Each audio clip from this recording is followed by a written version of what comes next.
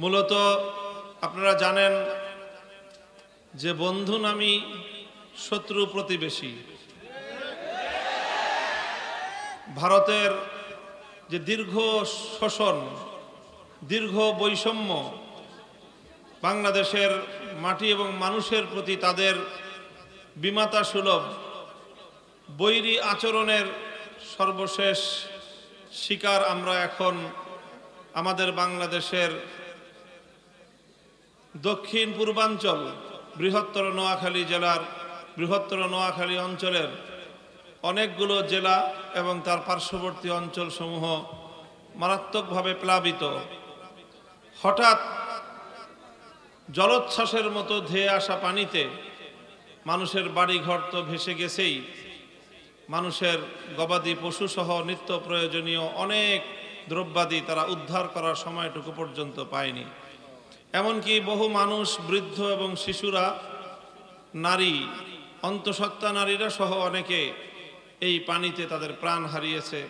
আল্লাহ রাব্বুল আলামিন তাদের শাহাদাতকে কবুল করেন। পানিবন্দী এই বিপুল পরিমাণ মানুষের সাহায্যার্থে বাংলাদেশের মানুষ জেগে উঠেছে। ভারত তার, আমি তো বলবো আজ্ঞাবাহী দাসী, বাংলাদেশের মানুষ যাকে এখান থেকে উৎখাত করে দিয়েছে এবং পালানোর জন্য পর্যন্ত এই দেশের 1 ইঞ্চি মাটিকে ব্যবহার করার সুযোগ দেয় নাই। আকাশে উড়াল দিয়ে নরেন্দ্র মোদীর কোলে গিয়ে পড়েছে। এরপরে মোদী এবং তার সরকার মনে হয় এই কারণে ক্ষিপ্ত হয়ে বাংলাদেশের মানুষের কাছ থেকে প্রতিশোধ নেওয়ার জন্য পাগল প্রায় হয়ে গেছে। একতরফাভাবে কোনো ধরনের আগাম সতর্কীকরণ ছাড়াই তারা নদীগুলোর মুখের বাঁধ খুলে দিয়ে বাংলাদেশের মানুষকে পানিতে ডুবিয়ে মারার চক্রান্ত করেছিল। মনে করেছিল এতে বাংলাদেশের মানুষ, এদেশের মুসলমান এবং এদেশের অন্যান্য ধর্মাবলম্বী মানুষের মধ্যে বিভেদ তৈরি হবে এবং মানুষ চুপসে যাবে। কিন্তু ঘটনা ঘটেছে উল্টো। তারা দেশের মানুষকে দাবায় রাখতে চেয়েছিল। এখন গোটা বাংলাদেশের মানুষ ঐক্যবদ্ধভাবে আরো বেশি জেগে উঠেছে। সারা দেশের মানুষ, বিত্তশালীরাই শুধু না, বড় লোকরাই শুধু না, দরিদ্র সাধারণ মানুষ, নিম্নবিত্ত মধ্যবিত্তের মানুষেরাও আজকে পানিবন্দী মানুষের জন্য তাদের সাহায্যের হাত বাড়িয়ে দিয়েছে। সারা দেশ আজকে একটি বিষয়ে ঐক্যমত যে আমাদের বানভাসী এই মানুষদের পাশে আমাদেরকে দাঁড়াতে হবে। অভূতপূর্ব সাড়া জাগিয়েছে এবং সবচেয়ে বড় বিষয় হলো এই প্রাকৃতিক দুর্যোগের সময় দুর্যোগ কবলিত মানুষের পাশে সকল শ্রেণী পেশার মানুষেরাই দাঁড়িয়েছে। আর তাতে উল্লেখযোগ্য পরিমাণ চোখে পড়ার মতো অংশগ্রহণ ইসলামপন্থী আলেম সমাজের। আলেম ওলামায়ে কেরাম বরাবরের মতোই মানুষের যে কোনো দুঃখ দুর্দশায় তারা সবার সবচেয়ে আগে এগিয়ে যায়। আগাবে না কেন? কারণ এটা না করলে তো আসলে সত্যিকার একজন আলেম হওয়া যায় না। আমরা যেই নবীর ওয়ারিস, আমরা যেই নবীর উত্তরাধিকারী, আমাদের সেই নবীর সম্পর্কে, তার জীবনের সবচেয়ে বড় মূল্যায়নকারী, নবীজিকে যিনি সবচেয়ে ঘনিষ্ঠভাবে সবচেয়ে দীর্ঘ সময় দেখেছেন, তিনি হলেন নবীজির সহধর্মিনী, জীবন সঙ্গিনী, 25 বছরের অর্ধাঙ্গিনী উম্মুল মুমিনিন হযরত খাদিজাতুল কুবরা রাদিয়াল্লাহু তাআলা আনহা, নবীজির স্ত্রী। তিনি আল্লাহর নবীর নবুয়ত প্রাপ্তির সময়ে আল্লাহর নবী সম্পর্কে, তার ক্যারেক্টার সম্পর্কে, তার চারিত্রিক বৈশিষ্ট্য সম্পর্কে কয়েকটি মন্তব্য করেছিলেন। বুখারী শরীফ সহ সমস্ত হাদিসের কিতাবগুলোর পাতায় স্বর্ণাক্ষরে আজও সেই কথাগুলি লিপিবদ্ধ রয়েছে। তিনি বলেছিলেন, ইন্নাকা লা তাসিলুর রাহিম ওয়া তাকসিবুল মা'দুম ওয়া তাহমিলুল কাল ওয়া তুঈনু আলা নওয়াইবিল হাক্কি ওয়াল্লাহু লা ইউখজিকাল্লাহু আবাদা। হযরত খাদিজা রাদিয়াল্লাহু তাআলা আনহা বলেছিলেন, আল্লাহ আপনাকে অপদস্থ করবেন না। এমনটা হতেই পারে না যে আল্লাহ আপনাকে নবুয়তের এই মহান দায়িত্ব প্রদান করবেন আর এই দায়িত্ব পালনে আল্লাহ আপনাকে সহযোগিতা করবেন না, এটা হতেই পারে না। কেন করবেন আল্লাহ পাক? অথচ আপনার মধ্যে যেই গুণাবলী রয়েছে সেই গুণাবলী তো আল্লাহর অত্যন্ত পছন্দনীয়। আপনি আত্মীয়তার বন্ধনকে রক্ষা করেন, ওয়া তাকসিবুল মাদুম, আপনি উপার্জন করেন, যা উপার্জন করেন সেটা শুধুমাত্র নিজের আর নিজের পরিবারের জন্যই উপার্জন করেন না, বরং আপনার উপার্জনের অন্যতম একটা লক্ষ্য এবং উদ্দেশ্য থাকে নিঃস্ব এবং অসহায় মানুষদের সেবা করা। খুব বড় কথা। আমরা সাধারণত উপার্জন করি কেন? নিজে খেয়ে পরে বাঁচবো, আর যারা এর চেয়েও বেশি ভালো তারা চিন্তা করে যে আমি খাবো, আমি ভালো থাকবো, আমার পরে আমার সন্তানরা ভালো থাকবে। এই জন্য আমরা উপার্জন করি, এই জন্য আমরা চাকরি বাকরি করি, ব্যবসা বাণিজ্য করি, ক্ষেত খামার করি। কেন? যে সম্পদ হবে, এই সম্পদ আমি ভোগ করব, আর আমার পরে আমার সন্তানরা ভোগ করবে, আমার ওয়ারিসরা ভোগ করবে। কিন্তু আল্লাহর নবী উপার্জন কেন করতেন? শুধু নিজে ভোগ করবেন, নিজের পরিবার ভোগ করবে, নিজের সন্তানরা ভোগ করবে এই জন্য না।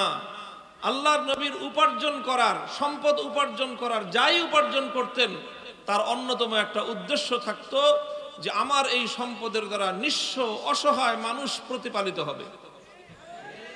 তাহমিলুল তাকসিবুল মাদুম ওয়া তাহমিলুল কাল্লা। হযরত খাদিজা তৃতীয় বৈশিষ্ট্য বললেন আমার নবী সম্পর্কে যে আপনি বোঝা বহন করতে অক্ষম যে মানুষ, আপনি তার বোঝা নিজের কাঁধে তুলে নেন। ওয়া তুঈনু আলা নাওয়াইবিল হাক্কি। সর্বশেষ যে বৈশিষ্ট্যটি আল্লাহর নবীর বলেছিলেন হযরত খাদিজা রাদিয়াল্লাহু আনহা, সেটি হলো যে প্রাকৃতিক কোনো দুর্যোগ যখন মানুষের উপর চলে আসে, অথবা কোনো মানুষ যখন হকের উপর চলতে গিয়ে কোনো বিপদের সম্মুখীন হয়, তখন আপনি সেই মানুষটার সাহায্যে সবার আগে আপনি এগিয়ে যান। লক্ষ্য করেন, হকের উপর চলতে গিয়ে অথবা প্রাকৃতিক দুর্যোগের সম্মুখীন হয়ে যেই মানুষটা বিপদগ্রস্ত হয়, আল্লাহর নবী তার সাহায্যে এগিয়ে যেতেন। কাজেই একদিকে যারা আজকে প্রাকৃতিক দুর্যোগের শিকার, তাদের সাহায্যে এগিয়ে যাওয়া এটা আমার নবীর অনেক বড় আদর্শ। সেই সঙ্গে যারা হকের পথে চলতে গিয়ে বিপদগ্রস্ত হয়, হকের পথে চলতে গেলে বিপদ আসবে, এটাই পৃথিবীর ইতিহাস। হকের পথে চলতে গিয়ে হযরত ইব্রাহিম আলাইহিস সালাতু ওয়াস সালামকে নমরুদের আগুনে নিক্ষিপ্ত হতে হয়েছিল। হকের উপর চলতে গিয়ে হযরত মুসা আলাইহিস সালাতু ওয়াস সালামকে ফিরআউনের অনেক জুলুম এবং নির্যাতন সহ্য করতে হয়েছিল। হকের উপর চলতে গিয়ে হযরত মুসা আলাইহিস সালামকে কারুন কর্তৃক অপবাদের শিকার হতে হয়েছিল। হকের উপর চলতে গিয়ে হযরত ইউসুফ আলাইহিস সালাতু ওয়াস সালামকে কারাগারের অন্ধকার প্রকোষ্ঠে নিক্ষিপ্ত হতে হয়েছিল। হকের উপর চলতে গিয়ে হযরত জাকারিয়া আলাইহিস সালাতু ওয়াস সালামকে দ্বিখণ্ডিত হতে হয়েছিল। হকের উপর চলতে গিয়ে হযরত ঈসা আলাইহিস সালাতু ওয়াস সালামকে হত্যার ষড়যন্ত্রের মুখোমুখি হতে হয়েছিল। হকের উপর চলতে গিয়ে হযরত মুহাম্মদুর রাসূলুল্লাহ সাল্লাল্লাহু আলাইহি ওয়াসাল্লামকে শিয়াবে আবি তালেবের মধ্যে 3 বছরের মতো অন্ধকার প্রকোষ্ঠের মধ্যে, অন্ধকার এলাকার মধ্যে কারারুদ্ধ থাকতে হয়েছিল। হকের উপর চলতে গিয়ে আমার নবী মুহাম্মদ সাল্লাল্লাহু আলাইহি ওয়াসাল্লামকে নিজের দেশ বাড়ি ছাড়তে হয়েছিল। হকের উপর চলতে গিয়ে আল্লাহর নবীকে বহুবার হত্যার ষড়যন্ত্রের শিকার হতে হয়েছিল। আর এভাবেই আল্লাহর নবীর পরে আজও পর্যন্ত 1400 বছর ইসলামের ঝান্ডাবাহী, ইসলামের ধারক বাহকরা প্রতি যুগে, প্রতি সময়ে, প্রতি শতাব্দীতে তারা হকের ঝান্ডা সমুন্নত রেখেছেন। আর এই ঝান্ডা সমুন্নত রাখতে গিয়ে কখনো হযরতে ইমামে আজম আবু হানিফা রাহমাতুল্লাহি আলাইহিকে কারাগারে রুদ্ধ হতে হয়েছে, বিষ প্রয়োগ করে তাকে হত্যা করা হয়েছে। ইমামে মালিক রাহমাতুল্লাহি আলাইহিকে অপমান আর লাঞ্ছিত করবার জন্য গাধার পিঠে আরোহণ করে বাজারের মধ্যে ঘোরানো হয়েছে।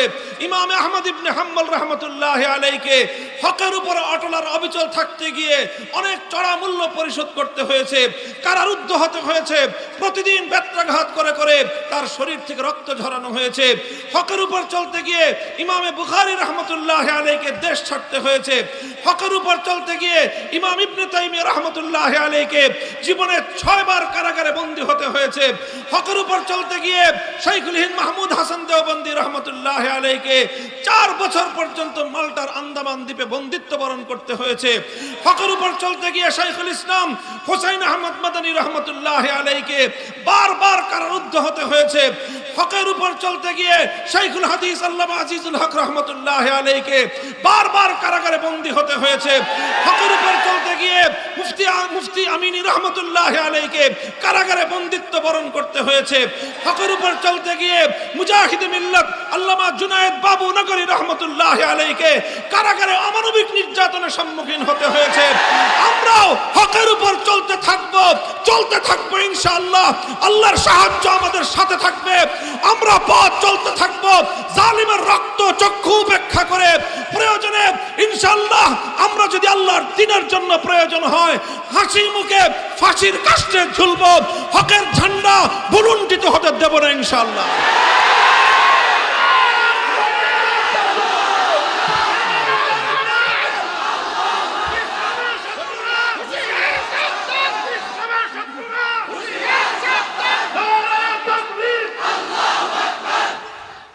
ইনশাআল্লাহ ইতিহাস বলে হকের জন্য সত্যের জন্য যে জীবন যায় সেই জীবনের দাম বেড়ে যায়। সত্যের জন্য যে রক্ত যায় সে রক্তের মূল্য বৃদ্ধি পায়। সত্যের জন্য যে ঘাম ঝরে সে ঘাম অন্য সকল ঘামের চেয়ে বেশি মূল্যবান হয়। সত্যের জন্য তোমার সন্তান যদি যায় জীবন্ত সন্তানের চেয়ে তোমার শহীদ সন্তান তোমার জন্য বেশি উপকারী সাব্যস্ত হবে। বারবার এই কথা প্রমাণিত হয়েছে। ইতিহাসের পাতায় পাতায় তার অসংখ্য দৃষ্টান্ত সোনার অক্ষরে লিপিবদ্ধ আছে। হে আমার বাংলাদেশের তাওহীদি জনতা, তোমাদেরকেও আজ আমি শপথ নেওয়ার আহ্বান জানাচ্ছি। তোমরা তোমাদের ভাই মামুনুল হককে দেখে অনুপ্রেরণা অর্জন করো। আমরা খুব বেশি কিছু করতে পারিনি, অনেক বড় ত্যাগ আর কোরবানির নজরানা পেশ করতে পারিনি। আমাদের ঈমান দুর্বল, আমাদের আমল স্বল্প, আমাদের সাহস দুর্বল, কিন্তু আমরা শুধুমাত্র আমাদের পূর্বসূরীদের, আমাদের আসলাফদের একটি দৃষ্টান্তকে অনুসরণ করার চেষ্টা করেছি। আফজালুল জিহাদি কালিমাতু হাক্কিন ইনদা সুলতানিন জায়ের। জালিম বাদশার সামনে সত্য কথা উচ্চারণ করতে হবে। আমরা বলেছিলাম ভাস্কর্য ইসলাম সমর্থন করে না, মূর্তি ইসলাম সমর্থন করে না। হিন্দু ধর্মাবলম্বীরা তারা মূর্তি পূজা করবে, তাদের ধর্মের ব্যাপার, ইসলাম সেখানে মাথা ঘামায় না। হিন্দুদের ঘরে, হিন্দু ধর্মাবলম্বীদের উপাসনালয় মন্দিরে মূর্তি একটা না হাজারটা থাকুক, আমরা সেটা পাহারা দেব। আমরা কোনোদিন কোন হিন্দু ধর্মাবলম্বীর কোন মূর্তি ভাঙা তো দূরের কথা, সেখানে অন্য কাউকে ভাঙতে দেব না, এটা ইসলামের শিক্ষা। কিন্তু কোন মুসলমান ব্যক্তির বিশেষ করে রাষ্ট্রীয় সম্পদ ব্যয় করে জাতীয়ভাবে ভাস্কর্যের নামে মূর্তি নির্মাণ করা হবে, এটা ইসলাম কোনোদিন সমর্থন করে না। সে মূর্তি যারই হোক না কেন। আমরা অনেক আন্তরিকতাপূর্ণ ভাষায় সতর্ক করেছিলাম। আমি বলেছিলাম যে মূর্তি শুধু আপনার বাবা শেখ মুজিবুর রহমান সাহেবের নয়, যদি সেই মূর্তি জিয়াউর রহমান, শহীদ জিয়াউর রহমানেরও হয়, আমরা সেটারও বিরোধিতা করি। সে মূর্তি যদি আমার বাবারও হয়, আমরা সেটাও ভেঙে গুড়িয়ে দেব। আমি বলেছিলাম আল্লাহর নবী যেদিন মক্কা বিজয় করলেন, মক্কার পবিত্র বাইতুল্লাহর ছাদের উপর ঘরের ভিতর ডানে বামে অসংখ্য মূর্তি ছিল। 360টার বর্ণনা প্রসিদ্ধ রয়েছে। আল্লাহর নবী এক একটা মূর্তি ভেঙেছেন, টেনে বের করেছেন, আর লাঠি দিয়ে খোঁচা মেরে মেরে ভূপাতিত করেছিলেন। আর নবীজির কণ্ঠে উচ্চারিত ছিল জা আল হক ওয়া যাহাকাল বাতিল ইন্নাল বাতিলা কানা যাহুকা। আমার নবী বলতেছিলেন মূর্তি হলো বাতিল, এই বাতিল মূর্তি মুসলমানদের সমাজে থাকতে পারে না। এরপরে একটি মূর্তি বাইতুল্লাহ শরীফের ভিতর থেকে, কাবা শরীফের ভিতর থেকে বের করা হলো। মূর্তিটি তারা নাম রেখেছে খলিলুল্লাহ ইব্রাহিম আলাইহিস সালামের মূর্তি। ইব্রাহিম আলাইহিস সালামের মূর্তি একটি বের করা হলো। আল্লাহর নবী এই মূর্তিটা দেখে সবচেয়ে বেশি রাগ এবং ক্ষোভ প্রকাশ করলেন। অন্য কোন মূর্তিতে আমার নবী এতটা ক্ষুব্ধ হন নাই, স্বয়ং ইব্রাহিম আলাইহিস সালামের মূর্তি দেখে আল্লাহর নবী যতটা ক্ষিপ্ত হয়েছেন। অথচ ইব্রাহিম আলাইহিস সালাম কে? ইব্রাহিম আলাইহিস সালাম হলেন আমার নবীর পূর্বপুরুষ। আমাদের নবী হলেন ইব্রাহিম আলাইহিস সালামের সন্তান। আমাদেরকে বলা হয়েছে মিল্লাতা আবিকুম ইব্রাহিম, আমরা সকলে ইব্রাহিম আলাইহিস সালাতু ওয়াস সালামের সন্তান। মুহাম্মদুর রাসূলুল্লাহ সাল্লাল্লাহু আলাইহি ওয়াসাল্লাম এই পৃথিবীতে সবচেয়ে বেশি কোনো ব্যক্তিকে যদি অনুসরণ করে থাকেন, কোন ব্যক্তিকে আল্লাহর নবী ইন্ডিভিজুয়ালি একজন ব্যক্তি হিসেবে, ব্যক্তিগত একটা ব্যক্তি হিসেবে যদি আল্লাহর নবী কাউকে সবচেয়ে বেশি অনুসরণ করে থাকেন, তাহলে সেই ব্যক্তির নাম হলো ইব্রাহিম আলাইহিস সালাম। কারণ তিনি তার পূর্বপুরুষ, বাবার বাবা মানেই বাবা।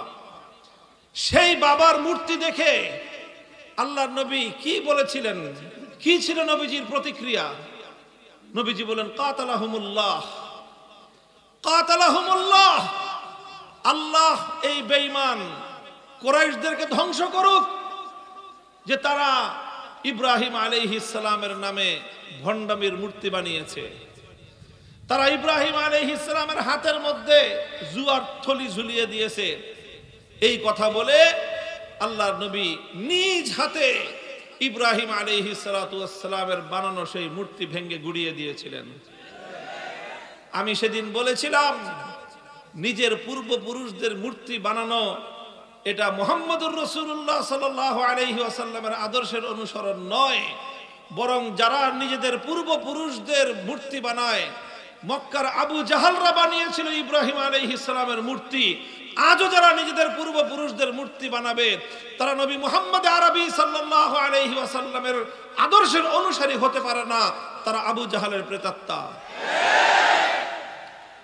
কথাটা বুঝাইয়া বললাম, শান্তভাবে বললাম, অনেকভাবে বুঝাই দিলাম, বুঝালাম, চেষ্টা করলাম, কোরআনের রেফারেন্স গুলো দিলাম।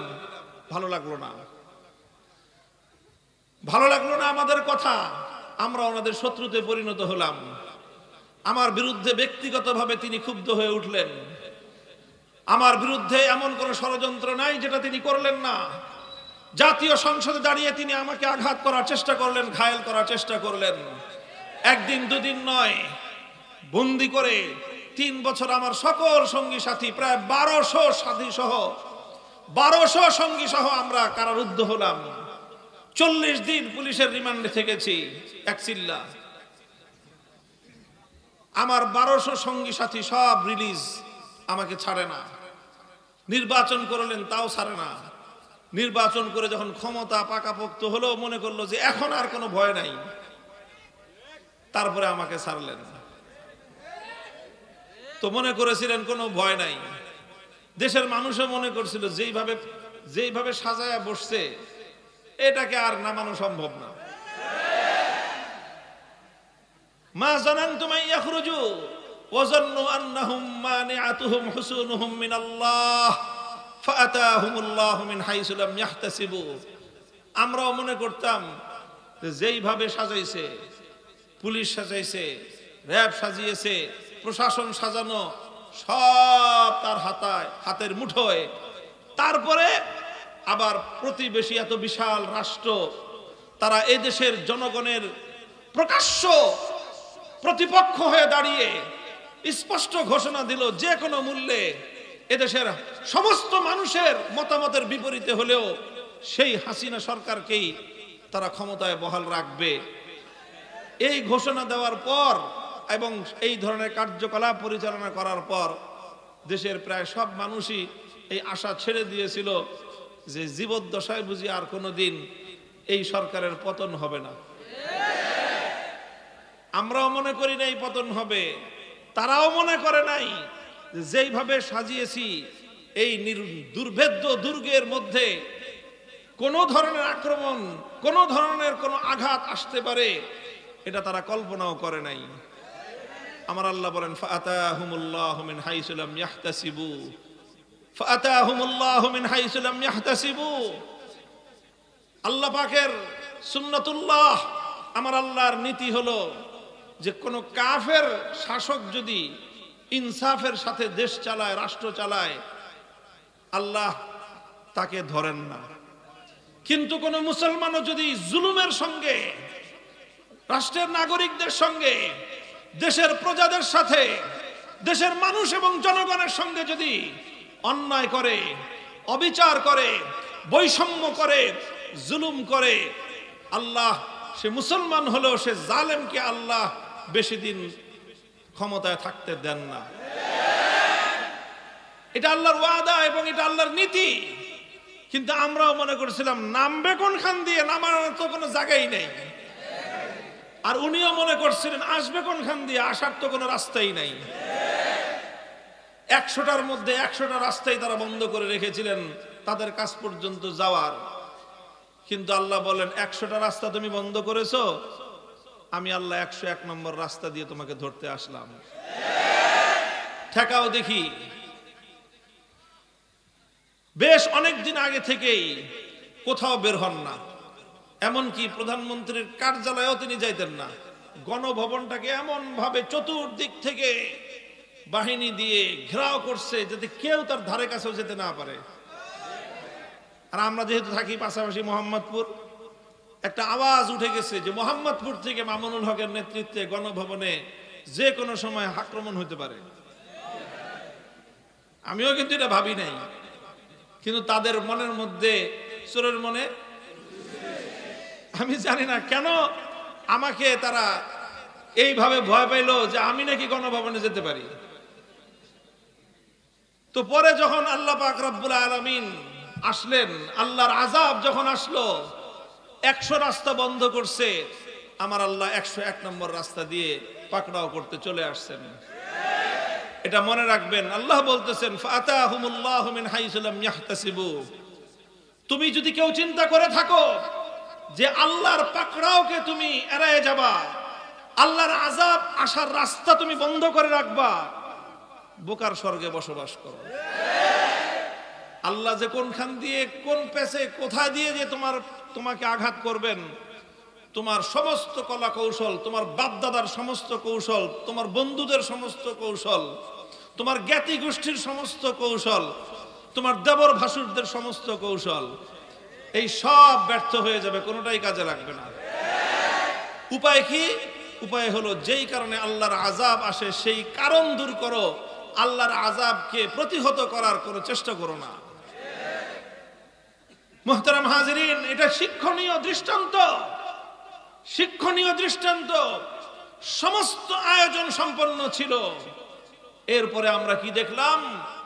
এরপরে দেখলাম যে চতুর্দিক থেকে আল্লাহ পাক রব্বুল আলামিন এমন ভাবে পঙ্গপালের মতো আবাবিল পাঠায় দিলেন। ছোট ছোট মানুষ, ছাত্র, এরা ছাত্র, এরা ছোট। কেউ স্কুলে পড়ে, কেউ মাদ্রাসায় পড়ে, কেউ ইবতেদায়ী মাদ্রাসায়, কেউ প্রাইমারি স্কুলে, কেউ হাই স্কুলে পড়ে, কেউ মাদ্রাসায় পড়ে, কেউ কলেজে পড়ে, কেউ আলিয়া মাদ্রাসায় পড়ে, কেউ ভার্সিটিতে পড়ে, কেউ কওমি মাদ্রাসায় পড়ে। এইভাবে ছাত্র জনতা যখন নামলো, ছাত্র জনতাকে রোধ করার জন্য, তাদেরকে প্রতিহত করার জন্য তারা কি করলেন? তারা হেলমেট বাহিনীকে হাতে পিস্তল দিয়ে নামায় দিলেন। এইভাবে নির্মমভাবে গুলি করে করে এক একটা সন্তানকে হত্যা করলো। মানুষ প্রত্যক্ষ করলো। যেই টাকা দিয়ে জনগণ রাষ্ট্রের নিরাপত্তা রক্ষা করার জন্য ট্যাক্স দিছে, কর দিছে, সেটা দিয়ে হেলিকপ্টার কিনছে। যে হেলিকপ্টার দিয়ে কি করবে? কোথাও আগুন লাগলে সেখানে পানি দিয়ে আগুন নেভাবে। হেলিকপ্টার দিয়ে কি করবে? কোথাও মানুষ আটকা পড়লে দুর্যোগগ্রস্ত সেই মানুষকে সেখান থেকে উদ্ধার করবে। হেলিকপ্টার দিয়ে কি করবে? দেশের মানুষের উপর বাইরে থেকে কোনো আক্রমণ আসলে সেই আক্রমণ প্রতিহত করা হবে। আর সেই হেলিকপ্টার দিয়ে ঢাকার রাস্তায় রাস্তায় পাড়ায় পাড়ায় মহল্লায় মহল্লায় টহল দিয়ে হেলিকপ্টার থেকে গুলি করে ঘরের মধ্যে বাবার কোলে আশ্রয় গ্রহণকারী 3 বছরের শিশুকে হত্যা করা হলো। ঘরের বারান্দায় দাঁড়িয়ে থাকা আমার বোন হত্যাকাণ্ডের শিকার হলো। ঘরের ছাদে, বাড়ির ছাদে পায়চারীরত ছেলে মেয়ে নারী পুরুষ নির্বিশেষে তারা হত্যা হলো, নিহত হলো, শত শত মানুষ মেরে ফেলা হলো। একটা কথা আমরা ঢাকায় শুনতাম যে শেখ হাসিনার যদি প্রয়োজন হয় 1 লাখ মানুষ মারবে তবুও সে গদি ছাড়বে না। আপনারা শুনছেন এই কথাটা? এটাই ছিল মানুষের মনোভাব এবং এটাই ছিল তার মনোভাব।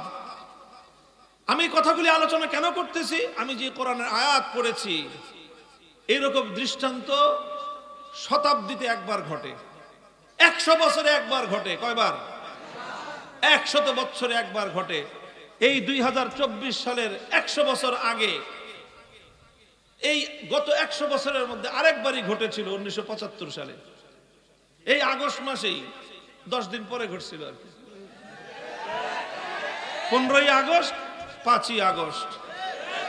50 বছর পরে আবার ঘটনা ঘটলো, আবার হয়তো 50 বছর পরে ঘটবে। আমরা সতর্ক করার আহ্বান জানাই, নিজেরাও শিক্ষা গ্রহণ করতে চাই। আমাদের সকলের জন্য শিক্ষা গ্রহণ করা উচিত। সেই শিক্ষাটা হলো যে দেখেন, খবরদার কোনো বিষয়ে সীমা লঙ্ঘন করবেন না। ইন্নাল্লাহা লা ইউহিব্বুল মু'তাদিন। জায়গায় জায়গায় আল্লাহ বলেছেন আল্লাহ পাক সীমা লঙ্ঘনকারীকে পছন্দ করেন না, সীমা লঙ্ঘনকারীকে পছন্দ করেন না। আর আল্লাহর কোরআন এবং নবীর হাদিস আরেকটা কথা বলেছেন। আল্লাহর নবী বলেছেন ইত্তাকি দাওয়াতাল মাজলুম ফাইন্নাহু লাইসা বাইনাহু ওয়া বাইনাল্লাহি হিজাব। ইত্তাকি দাওয়াতাল মাজলুম ফাইন্নাহু লাইসা বাইনাহু ওয়া বাইনাল্লাহি হিজাব। আমার উম্মত, মাজলুমের বদদোয়াকে ভয় পাও, ভয় করো, খবরদার মাজলুমের বদদোয়া যেন তোমার বিরুদ্ধে চলে না যায়, মাজলুমের ফরিয়াদ যেন তোমার বিরুদ্ধে আল্লাহর দরবারে উত্তোলিত না হয়। কারণ কোন ব্যক্তি যখন তোমার দ্বারা জুলুমের শিকার হয়ে মাজলুম হয়ে আহ বলে আল্লাহকে ডাকবে, জমিন থেকে আরশ পর্যন্ত তার সেই আর্তচিৎকার পৌঁছতে 1 সেকেন্ড লাগবে না। কারণ মাজলুমের দোয়া আমার আল্লাহর আরশ মধ্যখানে যত পর্দা, আমার আল্লাহ সমস্ত পর্দা সরিয়ে দিয়েছেন। এরপরে কি হয়? মাজলুম যখন বলে আল্লাহ সে আমার উপর জুলুম করেছে, আমি বিচার চাই, হে আল্লাহ সে আমাকে আঘাত করেছে, আমি তোমার কাছে ফরিয়াদ জানাই, সঙ্গে সঙ্গে আমার আল্লাহ জবাব দেন। হাদিসে কুদসির মধ্যে বর্ণিত হয়েছে আল্লাহ তখন মাজলুমকে বলেন লাআনসুরান্নাকা ওয়ালাউ বা'দা হিন। হে মাজলুম, তুমি এই জালেমের কাছ থেকে প্রতিশোধ গ্রহণ করবার শক্তি তোমার নাই, কারণ জালেম অনেক শক্তিধর। এই জন্য তুমি আমার কাছে বিচার দিয়েছো, আমি আল্লাহ তোমার সঙ্গে ওয়াদা করতেছি অবশ্যই অবশ্যই অবশ্যই। কয়বার? 3 বার বলেছেন আল্লাহ অবশ্যই। লাআনসুরান্নাকা, লামে তাকিদ, নুনে তাকিদ, সাকিলা তাকিদ। 3 বার আল্লাহ বলেছেন অবশ্যই অবশ্যই অবশ্যই আমি তোমাকে সাহায্য করব। মাজলুম, আমি তোমাকে সাহায্য করব, অবশ্যই অবশ্যই অবশ্যই আমি তোমাকে সাহায্য করব। তবে ওয়ালাউ বা'দা হিন, একটু দেরি হইতে পারে। কি হইতে পারে? একটু দেরি হইতে পারে। এই জন্য আল্লাহর কথা আছে, আল্লাহর ব্যাপারে নীতি আছে। আল্লাহ ছাড় দেন কিন্তু ছেড়ে দেন। অনেক মানুষ আল্লাহর ছাড় পেয়ে তারা মনে করে যে এটা আমার কেরামতি। ফেরাউন সম্পর্কে তাফসীরের কিতাবগুলোর মধ্যে লেখে ফেরাউনের নাকি 40 দিন পর্যন্ত টয়লেটে যাওয়া লাগতো না। বুঝেন নাই? পেশাব পায়খানা করা লাগতো না। কতদিন? আছে আমাদের দেশে এমন কোন বাপের বেটা? 40 দিন তো দূরের কথা, 40 ঘন্টা থাকলেই তো একটা মানুষ অসুস্থ হয়ে দেখা যাবে যে হাসপাতালে অ্যাডমিট হয়ে যাবে। ফেরাউনের 40 দিন পর্যন্ত পেশাব পায়খানা না করলেও চলতো। সে আল্লাহ পাক রব্বুল আলামিন তাকে এইরকম সুস্থতা দিয়েছিলেন, এরকম সক্ষমতা আল্লাহ তাকে দিয়েছিলেন, সে মনে করছে এটা তো তার কেরামতি, সে মনে করেছিল এটা তার ক্ষমতা। আর ইনাকে আল্লাহ পাক রব্বুল আলামিন নানা সময় নানাভাবে নানা হামলার হাত থেকে বাঁচিয়ে দিয়েছেন। কখনো 88 কেজি, কখনো 96 কেজি, কখনো অমুক জায়গার গ্রেনেড, এটা সেটা নানা কাহিনী। উনি মনে করলেন যে এত কাহিনী যত হয়ে গেছে, যেহেতু এই জমিনে তার চেয়ে বড় ওলি আল্লাহ আর কেউ নাই, এইরকম ভেবে বসেছিলেন। আর বিনা বিচারে মানুষের উপর জুলুম করে গিয়েছেন। 2009 সালে 57 জন দেশের সেরা সেরা সেনা কর্মকর্তাদেরকে নির্মমভাবে হত্যা করেছেন। 2013 সালে শাপলা চত্বরে অন্যায়ভাবে একতরফাভাবে নবী প্রেমিক হেফাজতে ইসলামের আলেম ওলামাদেরকে ঘুমন্ত অবস্থায় তাহাজ্জুদরত অবস্থায় পাখির মতো গুলি করে হত্যা করেছেন।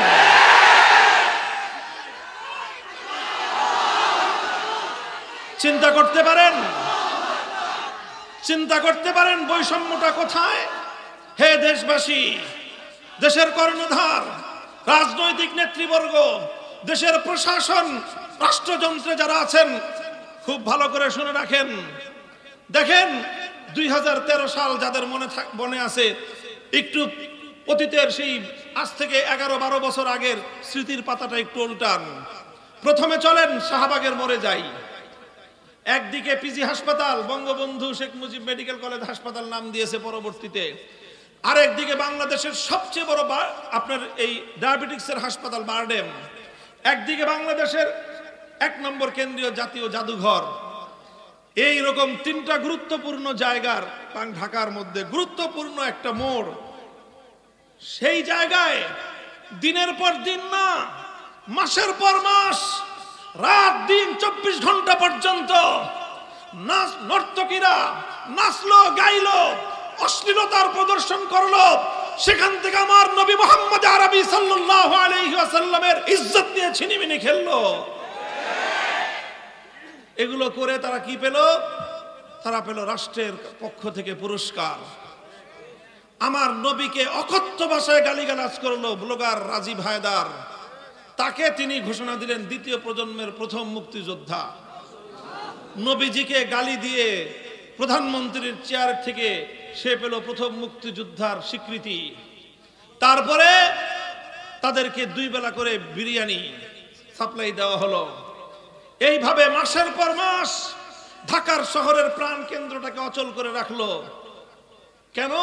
তারা সুযোগ পেল, কারণ তারা ইসলাম বিরোধী ছিল। কেন তারা সুযোগ পেল?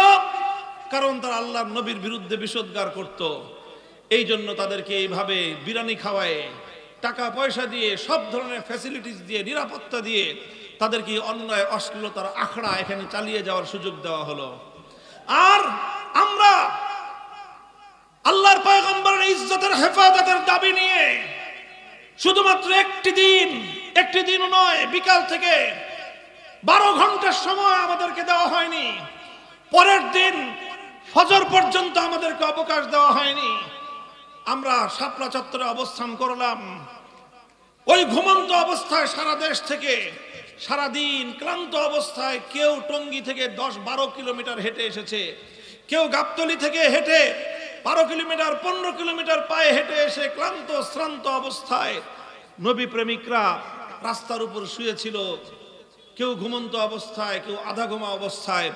ওই অবস্থায় সমস্ত আলো নিভিয়ে ভুতুড়ে পরিবেশ তৈরি করে সেখানে একটি যুদ্ধ পরিস্থিতি তৈরি করে তাদেরকে একতরফাভাবে হত্যা করা হলো নির্বিচারে। এরপরে হত্যা করা হলো 2014 সালে বাংলাদেশের বিভিন্ন জায়গায় একতরফা নির্বাচন করতে গিয়ে।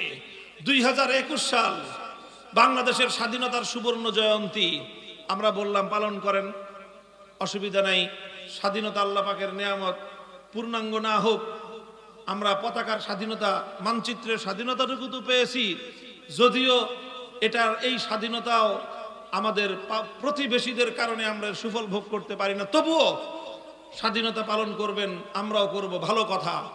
তবে এই স্বাধীনতার উদযাপন করবার জন্য গুজরাটের কসাই হাজার হাজার মুসলমানদের রক্তে রাঙা সেই খুনি নরেন্দ্র মোদীকে আমরা এই স্বাধীনতা উদযাপনের বিজয় মঞ্চে দেখতে চাই না। এর দ্বারা স্বাধীনতার অনুষ্ঠান মহিমান্বিত হবে না, কলঙ্কিত হবে।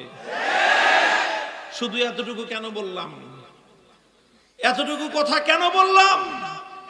এই কথা বলার অপরাধে আর ওই যে ভাস্কর্যের বিষয়ে সতর্ক করেছিলাম যে এইভাবে ভাস্কর্য বানায়েন না, ক্ষমতা কারো চিরস্থায়ী না। কোনো একদিন আপনার ক্ষমতা চলে গেলে তখন আপনিও যাবেন, সাথে আপনার ভাস্কর্য তো যাবেই, সাথে আপনার মৃত পিতা তার মান সম্মান যাও ছিল ওটুকু ধুলোয় না শুধুমাত্র বাঙালিদের পেশাবের সাথে ভেসে যেতে পারে। এই কথা কেন বললাম? ক্ষুব্ধ হলেন, জুলুম করলেন, আর আমাদের 25 জন সন্তান এবং ভাইকে নির্বিচারে গুলি করে হত্যা করলেন। আসলো 2024 সাল, জুলাই মাসের 36 তারিখ পর্যন্ত। কত তারিখ? 36 তারিখ কেমনে? জুলাই মাস হলে আসলে 31 মাস, কিন্তু এদেশের ছাত্র জনতা তারা বলছে জুলাই বিপ্লব। এই জুলাই মাস যাইতে দিব না, যে বিপ্লব শুরু হয়েছে জুলাই মাস শেষ কয় তারা আজকে জুলাই মাসের 32 তারিখ, তারপরে বলে 33, তারপরে বলে 34, তারপরে বলে 35, তারপরে ঘোষণা দিল যে ফাইনাল খেলা 36 তারিখ। খেলার ঘোষণা আসলো, আমরা দেখলাম যে একতরফা খেলা হয়। কত মানুষ আগে খেলা খেলবো, আসো খেলি ঘোষণা দিছে। আমার নাম নিয়ে বলেছিল কয়েকজন যে মামুনুল হক আসেন খেলি। আমরা তখন বলেছিলাম যে খেলার একটা সিস্টেম থাকে, খেলার একটা সিস্টেম থাকে, সিস্টেম মতো আসেন খেলবো, অসুবিধা কি?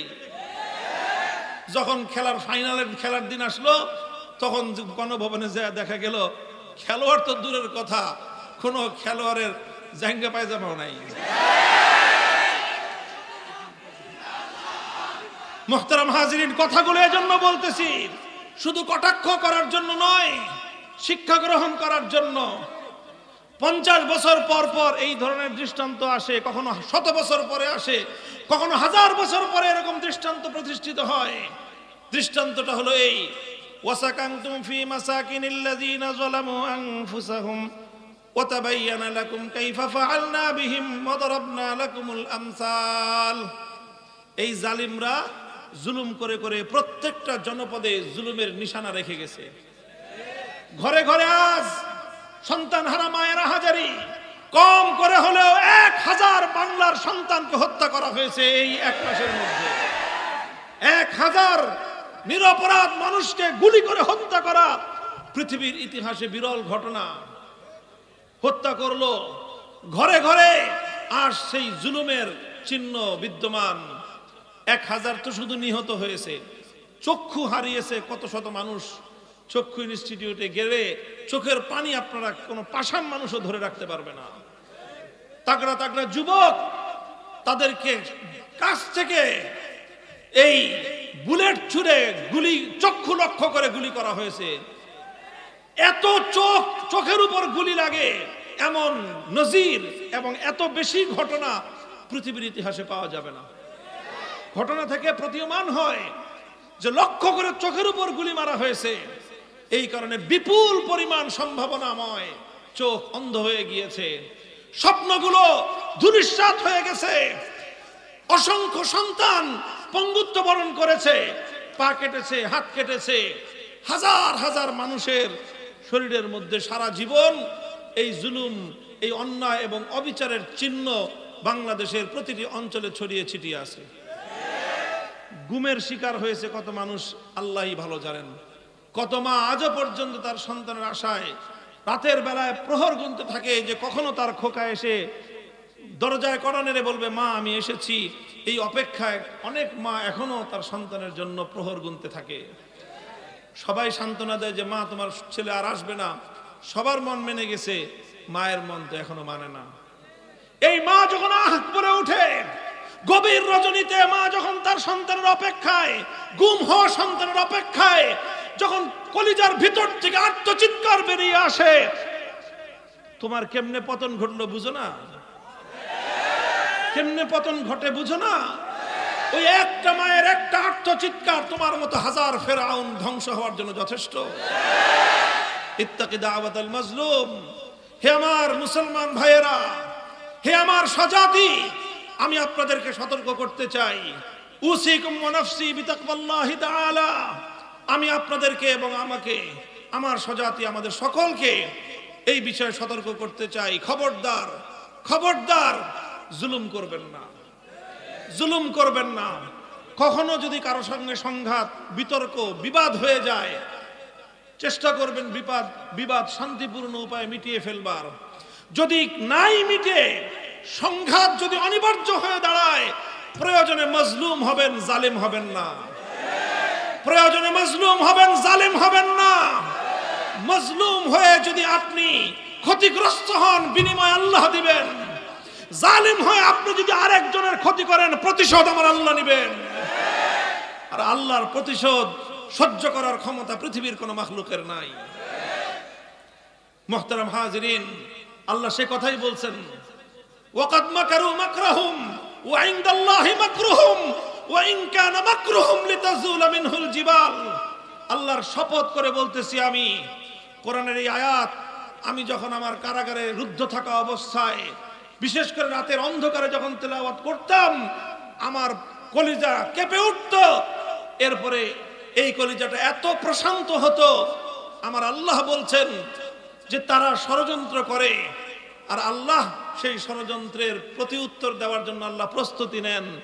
যদিও তাদের ষড়যন্ত্র এমন হয়, ওয়া ইন কানা মাকরুহুম লিতাজুলা মিনহুল জিবাল, পাহাড়কে তারা আপন জায়গা থেকে হটিয়ে দেওয়ার মতো কুটিল ষড়যন্ত্র হোক না কেন, সকল ষড়যন্ত্র নস্যাৎ করার জন্য মালিক একজন আছেন, নাম কি? আল্লাহ তাদের সকল ষড়যন্ত্র নস্যাৎ করেছেন কি করেন নাই? দিনের পর দিন, মাসের পর মাস আমার সঙ্গে, আমার মতো আরো আলেম ওলামাদের সঙ্গে এমন এমন নির্মম আচরণ করা হয়েছে, ফেরাউন যে আচরণ করেছিল মুসা নবীর সঙ্গে, এবং আজ পর্যন্ত আর কোন জালেমকে, কোন নায়েবে নবীর সঙ্গে এমন নির্মম আচরণ করতে দেখা যায় নাই। শেখ হাসিনা আমার সঙ্গে যে আচরণ করেছে,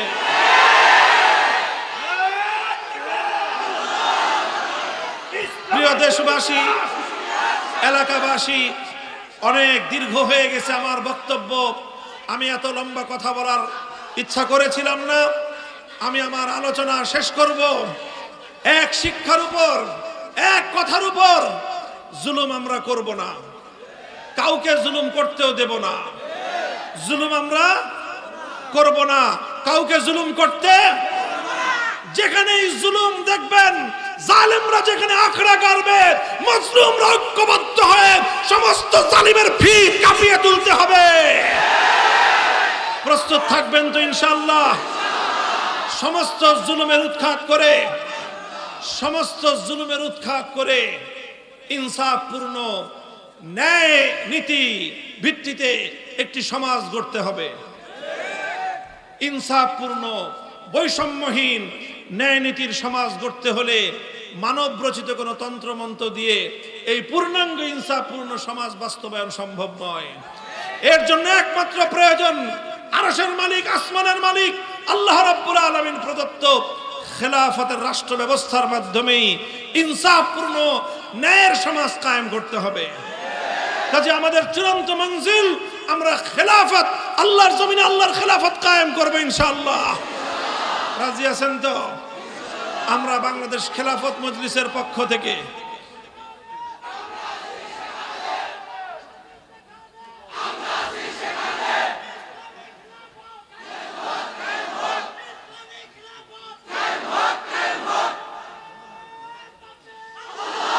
বাংলাদেশ খেলাফত মজলিস, যুবকদের জন্য খেলাফত যুব মজলিস, ছাত্রদের জন্য ছাত্র মজলিস, আমাদের তিনটি শিক্ষা প্রতিষ্ঠান রয়েছে। কি প্রতিষ্ঠান? শিক্ষা প্রতিষ্ঠান। এই সকল শিক্ষা প্রতিষ্ঠানগুলোর মাধ্যমে দেশ গঠনের সৈনিক তৈরি করা হবে ইনশাআল্লাহ। আমি আপনাদেরকে আহ্বান জানাই, আপনারা এতে শামিল হয়ে আমাদের হাতকে শক্তিশালী করবেন। এইভাবে ধাপে ধাপে ইনশাআল্লাহ আমরা আল্লাহর দ্বীনকে বিজয়ী করার মাধ্যমে চূড়ান্ত মঞ্জিল পর্যন্ত পৌঁছব। আমি আমার আলোচনা শেষ করতেছি। আপনাদের এলাকার আমার অত্যন্ত মহাব্বতের মানুষ হযরত মাওলানা কোরবান আলী কাসেমি হাফিজাহুল্লাহ তাআলা। মূলত তার মোহাব্বত এবং ভালোবাসার সূত্রে আজকে আপনাদের এখানে আগমন আমার। উনি আমার কারাগারের একান্ত সহযোগী ছিলেন। দীর্ঘ প্রায় 1 বছর পর্যন্ত তিনি কারারুদ্ধ ছিলেন। ওনার জন্য আমি আপনাদের কাছে দোয়া চাই। ওলামায়ে কেরামের জন্য আপনারা দোয়া করবেন, আলেমদের সাথে থাকবেন। আল্লাহ আপনাদের সকলকে কবুল করুন। ওয়া আখিরু দাওয়ানা আলহামদুলিল্লাহি রাব্বিল